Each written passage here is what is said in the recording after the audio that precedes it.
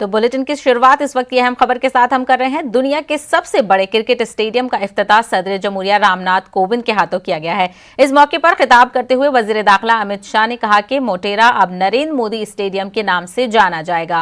उन्होंने कहा कि ये स्टेडियम जदीद सहूलतों से लैस है और यहां पर आलमी मुकाबलों का इनेकाद मुस्तकबिल में किया जा सकेगा।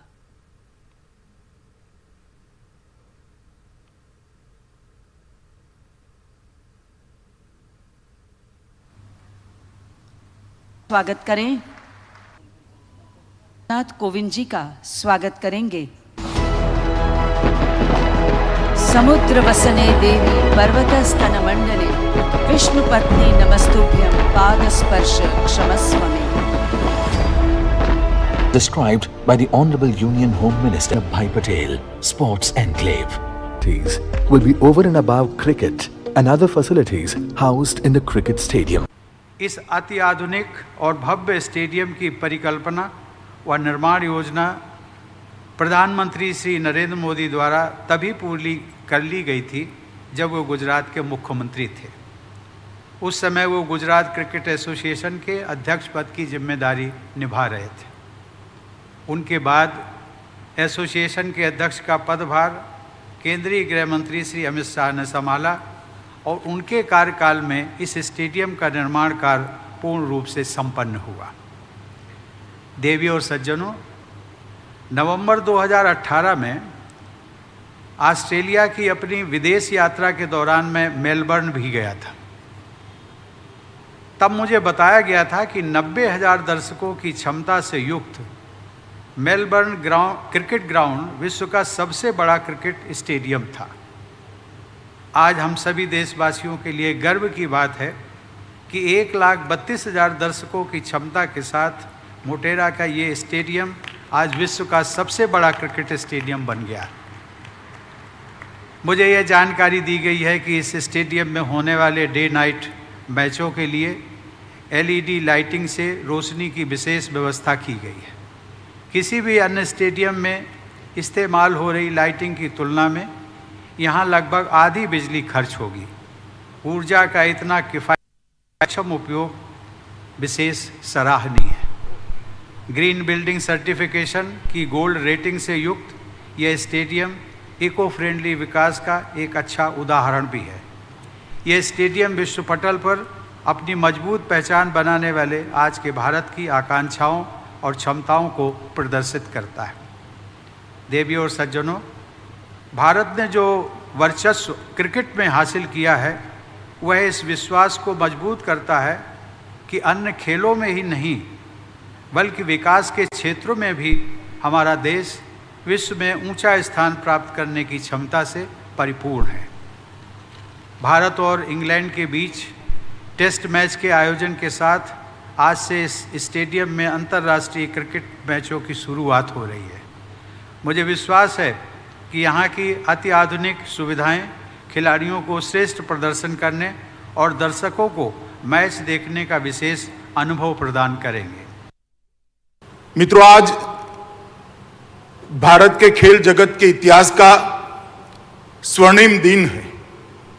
आज के दिन भारत के राष्ट्रपति महोदय के करकमलों से भारत के लौह पुरुष, भारत रत्न और गुजरात के सुपुत्र सरदार वल्लभ भाई पटेल के नाम के साथ जोड़कर एक बड़े स्पोर्ट एन्क्लेव का भूमि पूजन करने की शुरुआत आज राष्ट्रपति महोदय के हाथ से हुई। स्पोर्ट्स कॉम्प्लेक्स जो बनेगा, जिसका ये विशाल स्टेडियम भी एक हिस्सा होगा, इस स्पोर्ट्स कॉम्प्लेक्स में विश्व स्तरीय सभी खेलों की व्यवस्था यहां पर होगी और देश और दुनिया के सभी खेलों के सभी खिलाड़ियों को ट्रेनिंग की भी व्यवस्था पर यहां पर होगी, उनके कोचिज को रहने की भी व्यवस्था होगी और एक साथ 3,000 बच्चे यहां पर अलग अलग खेलों का ट्रेनिंग ले सके, इस प्रकार की व्यवस्था का आज निर्माण और उसकी शुरुआत, इसका भूमि पूजन महामहिम राष्ट्रपति महोदय के हाथ से हो रहा है। किसी भी अंतर्राष्ट्रीय स्पर्धा में खेलने वाले सभी खेलों को अंतर्राष्ट्रीय स्तर पर खेलने की पूरी व्यवस्था एक ही शहर में एक ही जगह पे हो जाएगी। ये मुझे लगता है अहमदाबाद के लिए गौरव की बात है। मैं आज बताना चाहता हूं अहमदाबाद और देश के लोगों को कि तीनों चीजें मिलाकर सरदार पटेल स्पोर्ट्स एन्क्लेव, जिसका हिस्सा नरेंद्र मोदी स्टेडियम और नारायणपुरा में बनने वाला एक स्पोर्ट्स कॉम्प्लेक्स, ये तीनों चीजों को अगर मिलाते हैं तो 233 एकड़ भूमि पर कोई भी अंतर्राष्ट्रीय खेल स्पर्धा करनी है, चाहे कॉमनवेल्थ गेम करने हो, चाहे एशियाड करना हो, चाहे ओलंपिक करना हो, अहमदाबाद 6 महीने के अंदर तैयार होकर खड़ा हो जाए। इस प्रकार का स्पोर्ट्स इंफ्रास्ट्रक्चर आज यहां पर बनने की शुरुआत हुई है।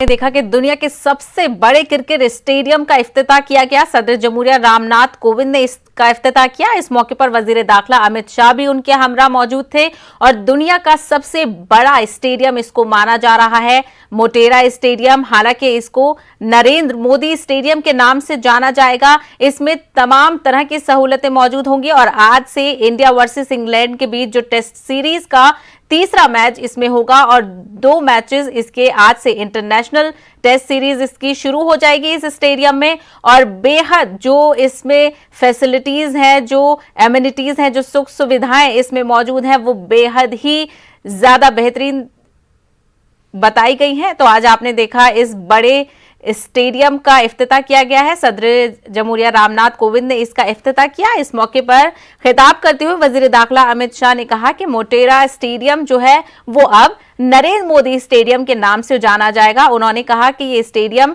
जदीद सहूलतों से लैस है, जैसे कि हमने आपको बताया इसमें तमाम तरीके की सहूलतें मौजूद होंगी और इसी बात से आप इसका अंदाजा लगा सकते हैं क्योंकि ये इसको वर्ल्ड का लार्जेस्ट स्टेडियम माना जा रहा है। तो यकीनन इसमें तमाम तरह की सहूलतें दी गई होंगी जिससे जो भी क्रिकेटर्स हैं, कोचेस हैं और एक बड़े पैमाने पर इंडिया को ये रिप्रेजेंट करेगा मोटेरा स्टेडियम और यहां पर आलमी मुकाबलों का इनेकाद मुस्तकबिल में किया जाएगा। और आज से ही इसकी शुरुआत हो रही है। International test series India versus England के बीच होने वाली सीरीज के 2 मैचेस इस स्टेडियम में खेले जाएंगे और आज से इसकी शुरुआत हो रही है और आज ही इस बेहतरीन शानदार स्टेडियम का इफ्तिताह किया गया है।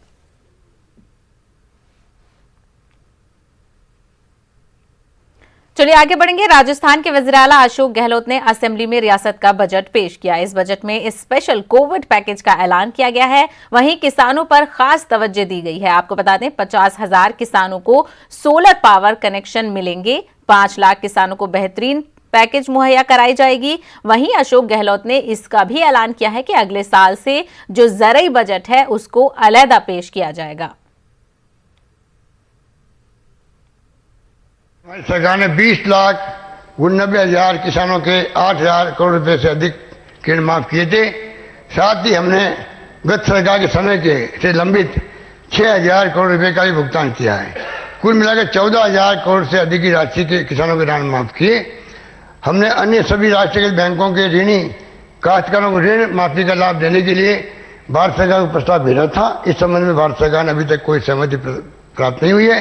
ऐसी स्थिति में हम स्टेट लेवल बैंकर्स कमेटी के संपर्क में रहकर ऋण प्रयासरत है और ऋण माफी से शेष राष्ट्रीय बैंकों, अनुसूचित बैंकों एवं क्षेत्रीय ग्रामीण बैंकों में ऋण कृषकों के ऋण बैंकों की 1 टाइम सेटलमेंट योजनाओं का उपयोग करते हुए माफ करवाए जाएंगे। हमारी सरकार द्वारा वर्ष 12-13 में ब्याज मुक्त फसली ऋण योजना लागू की थी। वर्ष 2021 में कोविड महामारी के बावजूद भी हम 87% ऋण वितरण करने के लक्ष्य को प्राप्त कर पाए। आगामी वर्ष में प्रदेश के किसानों को केंद्रीय सहकारी बैंकों के माध्यम से 16,000 करोड़ रुपए के ब्याज मुक्त अल्पकालीन ऋण फसली ऋण वितरित किए जाएंगे।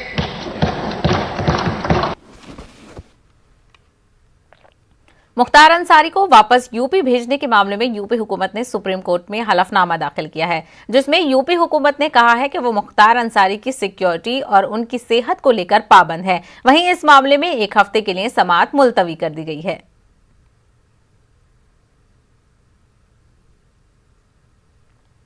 यूपी में विधायक और अपराधी मुख्तार अंसारी के ट्रायल के लिए उत्तर प्रदेश सरकार की याचिका पर सुप्रीम कोर्ट में अहम सुनवाई हुई। सुनवाई के दौरान पंजाब सरकार की तरफ से पेश वकील ने इस पूरे मामले की सुनवाई 1 हफ्ते के लिए टालने की मांग की। वहीं यूपी सरकार की तरफ से इस चीज का विरोध किया गया। मामले की सुनवाई के दौरान मुख्तार अंसारी के एडवोकेट मुकुल रोहतगी ने कहा कि मैं एक छोटा आदमी हूं, लेकिन मुझे उत्तर प्रदेश सरकार परेशान कर रही है। इस पर उत्तर प्रदेश सरकार की तरफ से पेश वकील तुषार मेहता ने यह कहा कि आप इतने छोटे हैं कि आपको एक राज्य यानी कि पंजाब राज्य बेशर्मी से बचा रहा है। बहरहाल इस पूरे मामले में मुकुल रोहतगी ने मामले की सुनवाई के दौरान कहा कि 2 राज्यों के बीच की लड़ाई देखकर ऐसा लग रहा है कि मैं ही आने वाले दिनों में मुख्यमंत्री क्यों नहीं बन जाता हूं। बहरहाल इस पूरे मामले में उत्तर प्रदेश सरकार ने सुप्रीम कोर्ट में अपना हलफनामा दाखिल करके ये बताया कि मुख्तार अंसारी की सुरक्षा और मेडिकल कंडीशन के लिए उत्तर प्रदेश सरकार प्रतिबद्ध है। वहीं उत्तर प्रदेश सरकार ने सुप्रीम कोर्ट से ये मांग की है कि इस पूरे मामले में मुख्तार अंसारी के तमाम दलीलों को खारिज करते हुए इस अपराधी को उत्तर प्रदेश ट्रांसफर किया जाए, ताकि उसके खिलाफ उत्तर प्रदेश में दर्ज गंभीर अपराधों के मामले में यूपी सरकार ट्रायल चला सके। बहरहाल इस पूरे मामले की यह पूरी सुनवाई मंगलवार को होगी और ऐसे में देखना यह भी होगा कि मंगलवार को क्या उत्तर प्रदेश सरकार की इस हलफनामे पर सुप्रीम कोर्ट इस पूरे मामले में कोई अहम आदेश जारी करता है या फिर नहीं। कैमरामैन दीपक बिष्ट के साथ सुशील पांडे, न्यूज़ 18 दिल्ली। ब्रेक के बाद आपका खैर मकदम है। तो अब नजर डालते हैं इस वक्त की बड़ी खबर की तरफ। आपको बता दें कोलकाता से ये बड़ी खबर आ रही है, राकेश सिंह को आज अलीपुर अदालत में पेश किया जाएगा। आपको बता दें मंशियात केस में राकेश सिंह को गिरफ्तार किया गया है। जराये के हवाले से ये खबर है कि पुलिस की तहवील में दिया जा सकता है राकेश सिंह को। तो कोलकाता से ये बड़ी खबर आपको हम बता रहे हैं, राकेश सिंह को आज अलीपुर अदालत में पेश किया जाएगा। मंशियात केस में राकेश सिंह को गिरफ्तार किया गया है, पुलिस की तहवील में भी दिया जा सकता है। जराये के हवाले से ये खबर आ रही है।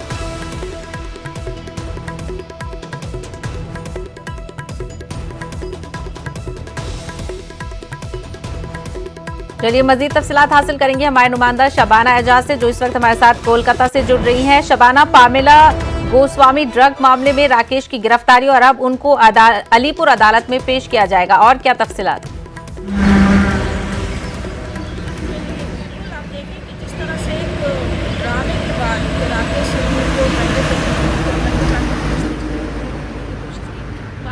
सामने आई कि वो दिल्ली गए हैं, बुलाकर आज सुबह उन्हें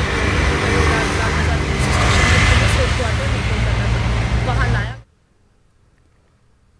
यूथ लीडर है, उन्हें ड्रग्स के साथ गिरफ्तार किया गया था और उन्होंने अपने बयान में कहा था कि उन्हें ड्रग्स राकेश सिंह के थ्रू मिल रहा है। तो ऐसे में राकेश सिंह जो खुद भी बीजेपी के लीडर हैं, कैलाश विजयवर्गीय के करीबी समझे जाते हैं, मुकुल राय के करीबी समझे जाते हैं, उनको लेकर अब सियासी हलचल जो है वो तेज हो गई है।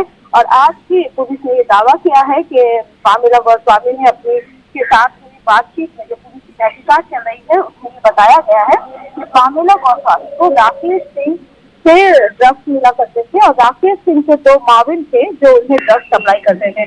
तो कौन लोग इस पूरे मामले में मुलविस हैं और किस तरह से बंगाल में, कोलकाता में मंशियात का जाल फैला रहे थे, इसको लेकर तहकीकात मुकम्मल हो चुकी है और अब उन्हें अदालत में पेश किया जाएगा। तो उम्मीद की जा रही है कि अदालती तहरीर में पेश किए जाने के बाद उन्हें पुलिस हिरासत में दे दिया जा सकता है और एक गंभीर पूछताछ जो है वो शुरू हो सकती है। जी बिल्कुल शबाना, जिस तरीके से पामेला गोस्वामी ने अपने अरेस्ट के दौरान राकेश सिंह का नाम लिया था, तो हो सकता है कहीं ना कहीं इसमें और भी लोग मुलविस हों और कहीं ना कहीं ये जो दायरा है वो लंबा ना होता चला जाए।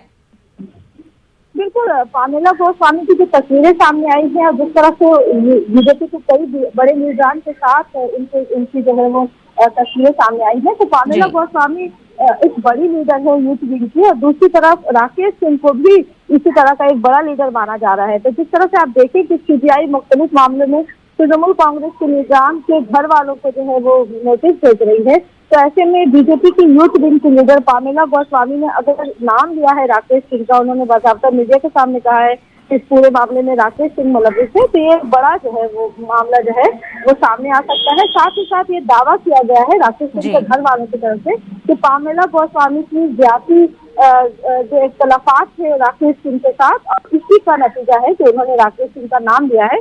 बहरहाल एक लंबी तहकीकात होगी इस मामले में, और कहीं ना कहीं सियासी तौर पर एक बड़ी पार्टी को जो है प्रेशराइज किए जाने की भी कोशिश हो सकती है, और एक बड़ी पार्टी इस मामले में प्रेशराइज भी हो सकती है। और किस तरह से अगर राकेश सिंह के साथ पूछताछ होती है और कई बड़े नाम अगर सामने आते हैं, क्योंकि ये दोनों ही पामेला गोस्वामी और राकेश सिंह दोनों ही एक बड़े लीडर हैं, तो ऐसे में कुछ अगर और भी नए चेहरे सामने आते हैं तो उनको लेकर सियासी जो बयानबाजी है, सियासी को खींचातानी है, वो सिलसिला और भी। शबाना, असेंबली पोल्स आ रहे हैं, करीब हैं, ऐसे में बीजेपी की छवि पर इसका असर पड़ सकता है, तो बीजेपी की तरफ से इसके लेकर क्या रद्द-ए-अमल सामने आ रहा है? देखिए, बीजेपी का कोई बड़ा लीडर अभी इस मामले में सामने नहीं आया है, लेकिन जिस तरह से हम देखते हैं सियासी जमातें जब इस तरह के इख्तलाफात का सामना करती है तो वो लीडरान से अपना पल्ला झाड़ लेती है। तो ऐसे में पामेला गोस्वामी भले ही एक बड़ी लीडर है बीजेपी की, और उन्हें बड़े लीडरान के साथ जो है वो देखा गया है, मुख्तलिफ बड़ी रैलियों में देखा गया है, लेकिन अगर इस तरह के मामले सामने आते हैं और पुलिस अपनी तहकीकात में जो पुलिस जो दावा कर रही है अगर उसमें कामयाब हो जाती है, तो क्योंकि इलेक्शन सामने है, ऐसे में नहीं लगता कि जो सियासी जमातें हैं वो इन लीडरान को लेकर जो है वो आगे बढ़ेंगे, बल्कि इनसे अपना पीछा छुड़ाने की कोशिश की जाएगी। ऐसा असेंबली इलेक्शन के पेश नजर अमूमन ऐसा देखा जाता है। तो बीजेपी की तरफ से अगर खामोशी है इस पूरे मामले में, तो अब उम्मीद की जा रही है कि बीजेपी भी चाहेगी कि वो जो भी तहकीकात हो वो सामने आए और उसके बाद जो है वो पार्टी अपना स्टैंड लेगी। तो ये हमारी नुमाइंदा थी शबाना एजाज जो हमें तफसीलात फराहम कर रही थी। तो राकेश सिंह को आज अलीपुर अदालत में पेश किया जाएगा। आपको बता दें, मंशियात केस में राकेश सिंह को गिरफ्तार किया गया था। हालांकि जो बीजेपी है उसकी अभी तक कोई वाज़ेह जवाब इस मामले में नहीं आया है, खामोश नजर आ रही है। शबाना एजाज, तफसीलात के लिए शुक्रिया।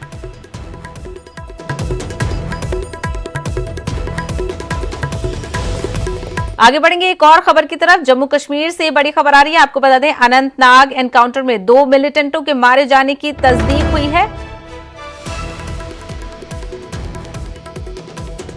पुलिस ने 2 मिलिटेंटों की हलाकत की तस्दीक की है। आपको बता दें, इलाके में सिक्योरिटी फोर्सेस की तलाशी मुहिम जारी है। अनंतनाग एनकाउंटर में 2 मिलिटेंटों के मारे जाने की तस्दीक हुई है। पुलिस ने 2 मिलिटेंटों की हलाकत की तस्दीक की है और इलाके में सिक्योरिटी फोर्सेस की तलाशी मुहिम अभी भी जारी है। मजीद तफसीलात हासिल करेंगे हमारे नुमाइंदे मुदस्सिर कादरी जो इस वक्त हमारे साथ जुड़ रहे हैं। मुदस्सिर कादरी, 2 मिलिटेंट मारे गए, तलाशी मुहिम अभी भी जारी, और क्या अपडेट? जिस तरह से ये ऑपरेशन सुबह से जारी था, जिसमें फौज की 3 राष्ट्रीय राइफल, सीआरपीएफ और जम्मू कश्मीर पुलिस के स्पेशल ऑपरेशन ग्रुप शामिल थे, तो इस बीच सिक्योरिटी फोर्स ने क्लेम किया है कि उनको एक बड़ी कामयाबी मिली है, 2 मिलिटेंट मारे गए हैं इस ऑपरेशन में।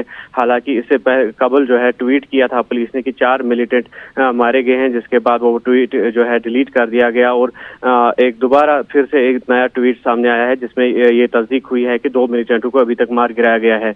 और अभी तक कुल मिलाकर अगर देखा जाए तो हालात कशीदा बने हुए हैं पूरे इलाके में, और जो फॉरेस्ट एरिया है उसको अभी भी कॉर्डन ऑफ किया गया है।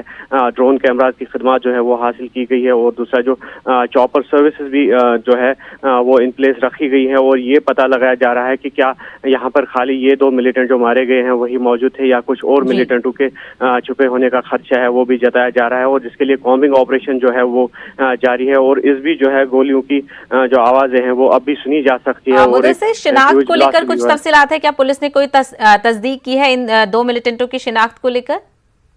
तरह से अभी तक जो पुलिस का ट्वीट या हमारी बात हुई है पुलिस जराया से, तो अभी तक जो है बॉडीज को रिट्रीव नहीं किया गया है। और इस हवाले से जो शिनाख्त के बारे में अगर कुछ कहा जाएगा तो वो कबल अज वक्त होगा, लेकिन ये खदशा जाहिर किया जा रहा है कि इसमें एक मकामी मिलिटेंट शामिल हो सकता है। और लेकिन अभी तक पुलिस ने इस बात की भी तस्दीक नहीं की है, और जो शिनाख्त है उसमें टाइम लगेगा, क्योंकि जिस तरह से मैंने बताया कि ऑपरेशन जो है वो अभी भी जारी है। और ये कोशिश की जा रही है कि अगर वहां पर कोई और मिलिटेंट छुपा हुआ है तो उसका सुराग जो है जल्द से जल्द लगाया जाए, और जो ऑपरेशन है उसका जो जल्द से जल्द इसको इख्तिताम पजीर किया जाए। बिल्कुल। तो अनंतनाग एनकाउंटर में 2 मिलिटेंट के मारे जाने की तस्दीक हुई है। हालांकि उनकी शिनाख्त को लेकर अभी कोई बयान सामने नहीं आया है पुलिस की तरफ से, और इलाके में सिक्योरिटी फोर्सेस की तलाशी मुहिम जारी है। मुदस्सिर, तफसीलात के लिए शुक्रिया।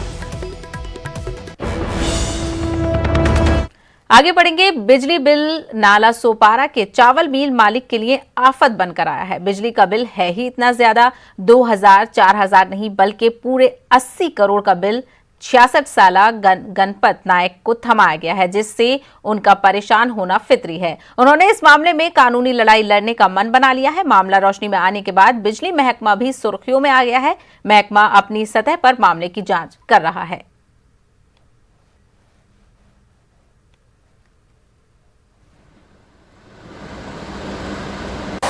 पहले 80 करोड़ बिल सुनते ही सबको धक्का लगा घर पे, क्योंकि मुझे पहले लगा कि पूरे जिले का ही बिल हमको भेजा है कि क्या। फिर हमने देखा कि हमारा ये आया है बिल। इतना तो आना नहीं चाहिए, क्योंकि हमारा 20 साल से राइस मिल चल रहा है और मैक्सिमम 50 से 60 हज़ार तक बिल आता है। तो कल पहली बार इतना बिल देख के सबको धक्का ही लगा। आउटस्टैंडिंग था? आउटस्टैंडिंग कुछ नहीं था और टाइम टू टाइम हम बिल भरते थे। अभी हमको भी नहीं मालूम कैसे भेजा प्रिंट। वो बोल रहे कि प्रिंटिंग मिस्टेक है। इतनी तो नहीं होनी चाहिए प्रिंटिंग मिस्टेक। मेरी मम्मी भी टेंशन, हम सब टेंशन में आ गए, इतना बिल आया। हमारे बाजू के गांव में मर्देस गांव में राइस मिल है, उसका जनरली बिल 50,000 60,000 तक आता है। लेकिन कल जब घर पे आई और ससुर जी ने बोला कि 80 करोड़ का बिल आया है, तो सुन के ही डर लगा बहुत। तो अभी जांच पड़ताल शुरू है, देखते हैं अभी क्या होता है। इतना तो नहीं है प्रिंटिंग मिस्टेक ऐसा बोल रहे, लेकिन इतनी भी गलती नहीं होनी चाहिए कि हम लोग डर जाए। आणि 50, 60, 70 बिल यायचं, पहिले धंदा व्हायचा, बिल यायचं, भरायचं. आणि आता एकदम 80 करोड रुपये बिल आलेलं आहे. आणि करोनामुळे तो मिल साधं बंदच आहे. अजिबात बंदाने 5 ऑक्टोबर मिल काढून विकली सुद्धा. मशीन काय ठेवलं पण नाही तिथे, खाली गोडाऊन तसं बाकी शिल्लक आहे. सर वो गिरनी मालक जो सतीश गणपत नाइक है, उनका जो रीडिंग लेने में जो मिस्टेक किया, वो एजेंसी ने एक मिस्टेक किया। उनका एक्चुअली 6 डिजिट का रीडिंग था, लेकिन वो मिस्टेक के कारण 9 डिजिट उन्होंने डाला, उसके कारण वो गलत बिल तैयार हो गया। लेकिन उनको इंस्ट्रक्शन दिया गया था कि ये गलत बिल वो गिरनी मालक को ना दिया जाए, क्योंकि मीनवाइल हमारा बिल करेक्शन का प्रोसीजर चालू था, जिसको हम बिल रीरन बोलते हैं। तो वो बिल रीरन हो रहा था, उसका बिल करेक्शन का प्रोसीजर चालू था, लेकिन मीनवाइल इन्होंने वो बिल उनको दे दिया। लेकिन अभी करेक्टेड बिल जो मैंने निकाला है प्रिंट, मैंने वो उनको दे दिया है गिरनी मालक को, और उनका अभी कुछ ऑब्जेक्शन नहीं है, वैसा उनको ही है। बुलेटिन में फिलहाल इतना ही। मजीद ताज़ा अपडेट के लिए आप लॉगिन कर सकते हैं हमारी वेबसाइट news18urdu.com पर। मुझे दीजिए इजाजत। आदाब।